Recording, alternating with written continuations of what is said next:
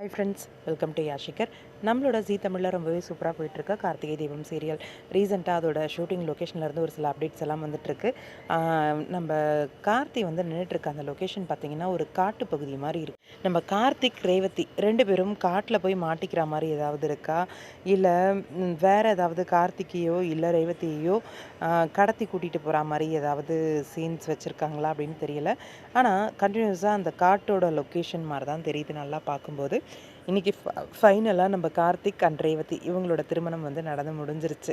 நாளைக்கு ப்ரீ கேப்பும் வந்து அம்மா வந்து கோவிலில் இருக்க மாதிரி, கார்த்திக் ரேவதி 2 பேரும் நடந்து வர மாதிரியான ஒரு சீக்வன்ஸ் அம்மா அண்ணி வராங்க அப்படிங்கிற மாதிரி அம்மா கிட்ட சொல்லவும், ஐயோ அவன் நம்மளை பார்த்தான்னா அவ்வளோதான், வா போயிடுவோம் அப்படிங்கிற மாதிரி இங்கே கார்த்திகையும் ரேவதியும் ஒன்றா பார்த்த அம்மாவுக்கு சந்தோஷம் தாங்க முடியலை.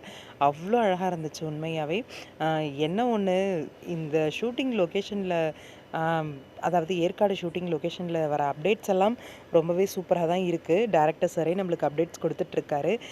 என்ன ஒரு விஷயம் அப்படின்னா, அந்த காஸ்ட்யூம் தாங்க கொஞ்சம் சேஞ்ச் பண்ணி விடுங்கப்பா நம்ம ஹீரோவுக்கு அப்படிங்கிற மாதிரி இருக்குது. நம்ம ரேவதியே பாருங்களேன், சேரீயை விட்டு சுடிக்கு மாறிட்டாங்க அந்த ஏற்காடு லொக்கேஷனில். ஒரு சில பிக்ஸ் எல்லாம் இன்றைக்கி டேரக்டர் சாரோட எடுத்து ஷேர் பண்ணியிருந்தாங்க. ரொம்பவே பியூட்டிஃபுல்லாக இருந்துச்சு. இந்த லொக்கேஷனும் பார்த்திங்கன்னா ஏதோ திறந்த வெளி மைதானம் மாதிரி இருக்குது. எனக்கு தெரிஞ்சு காட்டில் தான் வந்து அப்கமிங் ஷூட்டிங் இருக்கும் அப்படின்னு நினைக்கிறேன். பாப்போம், வெயிட் பண்ணி என்ன நடக்குது அப்படின்ட்டு. உங்களோட கருத்து என்ன அப்படின்னு கமெண்ட் பாக்ஸில் சொல்லுங்கள்.